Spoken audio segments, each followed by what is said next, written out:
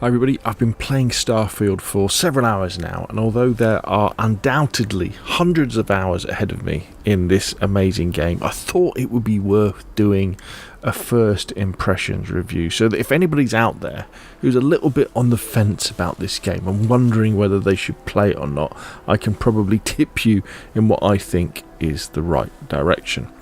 The gameplay you're seeing here is from my Lenovo Legion T5 gaming PC. That's why it's got all the kind of FPS counters in the top left hand corner, because I know that's important to lots of players. But I've probably played half of my time on my Xbox Series S as well, so I can kind of give you the point of view from a console player and a gaming PC player, although on both I do use a controller.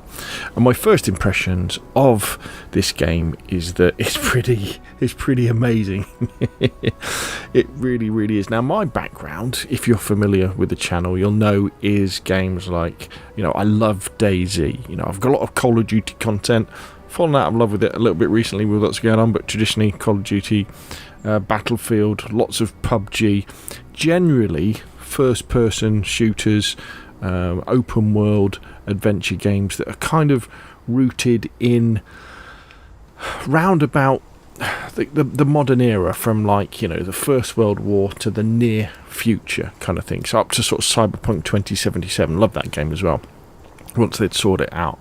This is my bag. Now, I have dipped my toes into the likes of Fallout. I played quite a lot of Fallout New Vegas on my Xbox 360 many years ago, and I've nibbled away at Fallout 4. Really enjoyed the environment that it's in. But one of the things that I struggled with before I played DayZ was crafting and base building, and why you would ever want to do that sort of thing, because I really came from playing the campaigns in Call of Duty, where it's incredibly linear. You just go through and you shoot people.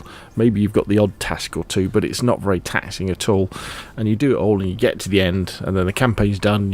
It might have been a good story, it might not have been, and then you get on with the multiplayer. And so when I would go to games like Fallout, I would be like, well, what's all this other side quest rubbish? Why have we got to do this? Why have we got to do crafting? What's all this RPG putting points into things? I just want to get on working my way through the story. However, many years later, and from falling in love with DayZ, which is an open world adventure game. It's not an RPG, but there's lots of crafting in it, and there's lots of busy work. And especially with DayZ, because it's a game where there is no there's no aim to it beyond staying alive. I mean, there are lots of things you can do in DayZ, don't get me wrong, but there's nothing in the game that's putting pointers saying you need to do this is how you win, or anything like that. And in fact, you just get caught up in the environment of the world, doing whatever you want to do, whether that be environment, PvE stuff or PvP stuff. But after doing that, coming back to games like Fallout and Cyberpunk and now Starfield, I have a much better appreciation of how, in fact, in a really good open world game, the story that the people, the devs put into it, often isn't the best bit of the game. Often it's the side quests that are the best things, and it's the emergent gameplay and the things that you do off the main quest. Cyberpunk 2077 was a great example of that, where often the best missions were the ones that weren't in part of the story. Or in something like DayZ, where there is no story. The thing about DayZ is, I always think DayZ is really, really good because the devs haven't given you an explicit story, so you make up what you want to do. And Starfield has all that. So you have the main story that you can work through when you have to level yourself up and put more points into various traits and get better guns, get better ships and stuff like that. Then you have your side quests and side missions that you can do. Then you have various activities that are popping off around you in all these different locations. And then you've also got things like base building that you can do off planet. You can go around planets and you can survey them, and then you can build a base there, and that base can then produce your resources so you can go on and do other stuff. So you can survive in the world outside of just playing your way through the game in a kind of a way that Cyberpunk 2077 did promise, but it never really happened. The idea is that you can just enjoy the universe of Starfield and not really have to progress with the story if you don't want to, and that's very, very exciting. But all that wouldn't matter if the game didn't kind of draw me in as it has done, and as it did do.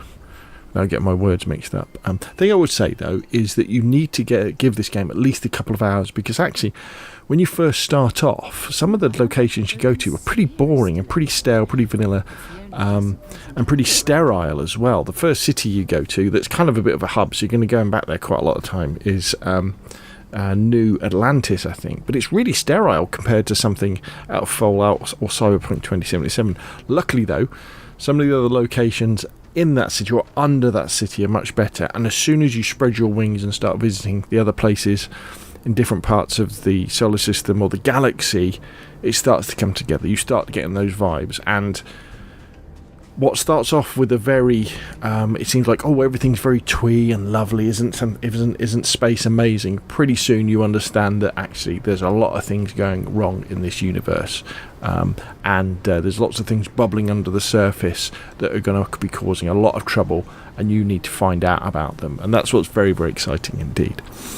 So my first impressions of Starfield is that it looks great, it runs great, it sucks you in.